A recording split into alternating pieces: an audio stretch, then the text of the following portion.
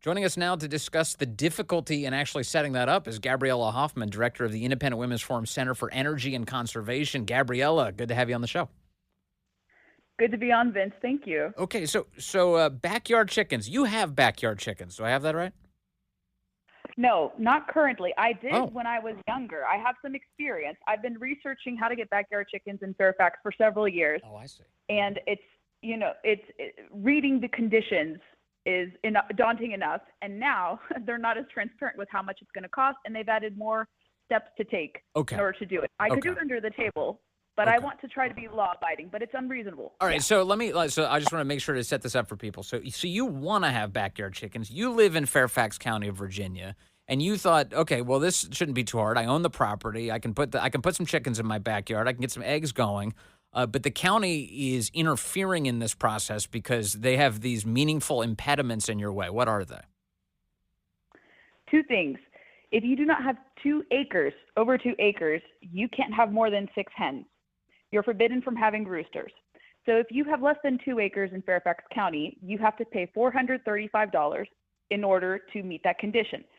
Then beyond that, if you are part of an HOA, you have to get HOA approval. And if you have nosy neighbors who do not like chickens, you'll have that impediment potentially. I don't have an HOA on my street, thankfully, but the process would still be daunting. But this has been ongoing for many, many years. Fairfax has risen the price across the time I've lived here. And in wake of bird flu, it doesn't seem like there's any interest to perhaps be a little reasonable. This is the most expensive locality where you can have chickens all across the rest of the Commonwealth. Richmond, it's only $60 to have 6 chickens. It's a much more reasonable rate. Why have so many barriers to do this? But Fairfax just seems to be an exception. $435. So is this a one-time application fee, or do they do this to you annually? It's not clear on the website. I've tried to look. I can't find if it's one time, if it's annual. Got it. I would have put past Fairfax to charge annually, given how much they don't know how to run a budget. But yeah, it's confusing. It's purposely done to do that, to scare people from wanting to do it legally. I know a guy a few streets over who does it under the table. He has an agreement with his neighbors, barters eggs with them. So some people can do it. You know, I probably will try to do it, but I want it to do it legally, and I yeah. don't want others to struggle with this either. I've heard of this. Where people, they've got the backyard chickens, and they don't want to call any attention to it, so they pay off their neighbors with a steady supply of eggs, and everyone's fine with it. They're all cool with it, which makes a lot of sense. I mean, because this to me is the kind of thing you want to be encouraging, right, Gabriella? I mean, you want to have people who are self-reliant, who've got their chickens, they've got their eggs. It's this, and I get like there's some people are like, oh, it's about the noise, it's about the noise. Okay, but if it's just chickens, no roosters, you have hens, and you're doing this, and it's ridiculous. 2 acres is the minimum limit before they don't charge you, I guess, based on your findings. Like Yes, this should be something that people should be able to do, and in fact, we should encourage it. absolutely. If you want to be an environmentalist, a conservationist, knowing where your eggs come from is the first way to do it, and you can do it with backyard chickens. Knowing how your food is sourced. You had RFK confirmed. Brooke Rawlings today, too, the agriculture secretary. They are part of a mission to make America healthy again. Trump has tried to encourage people to be self-reliant in the greater scheme of things. And locally here, too, even the lefties, they want backyard chickens, too, but they haven't been aggressive in fighting this. So maybe our conversation today, Vince, could help spur changes in Fairfax County and maybe urge the Board of Supervisors to reconsider this really crazy rule. Well, I can't tell you how many lefties I've heard through the years tell me how cruel factory farming is. They're always talking about like, oh, they pack all these animals together. It's so cruel. It's so awful that it's occurring. And honestly, in the past, I kind of laughed it off. But nowadays, I'm a little more sympathetic to that argument. I think there's some legitimacy there. But again, if you hate that system, why do you create so many impediments to people doing it the right way? Bureaucrats are bureaucrating essentially, or they believe misinformation. They often claim on, criticisms about backyard chickens that it would feed into the Chesapeake Bay and cause pollution.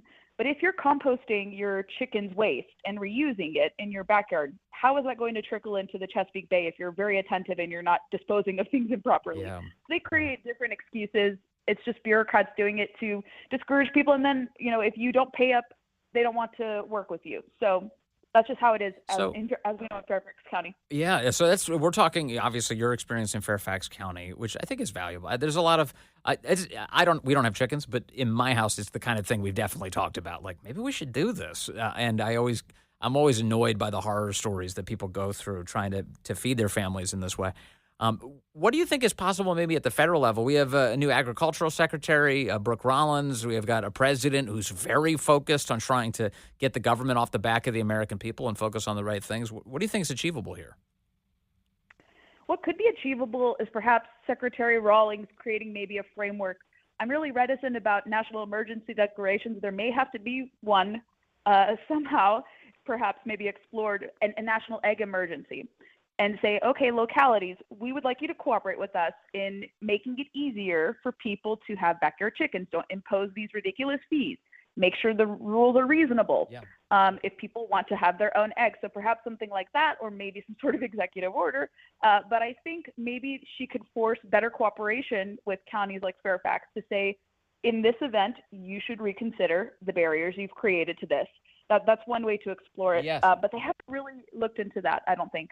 But they should. Also, there's something that is downright, like straight up tyrannical about the government interfering in how you use your property. I guess there are some reasonable limits. I'm sure you could give me examples of where I'd be like, oh yeah, no, that's true. That should be totally illegal. But on the idea of like having chickens in your backyard, the idea that the government's involved in that at all in any capacity, is you're just using it for your own family, is ludicrous. It is totally ludicrous. It makes me revolutionary. I want to don a tricorn hat and grab my musket and go to war in order to defend the rights of people to have chickens.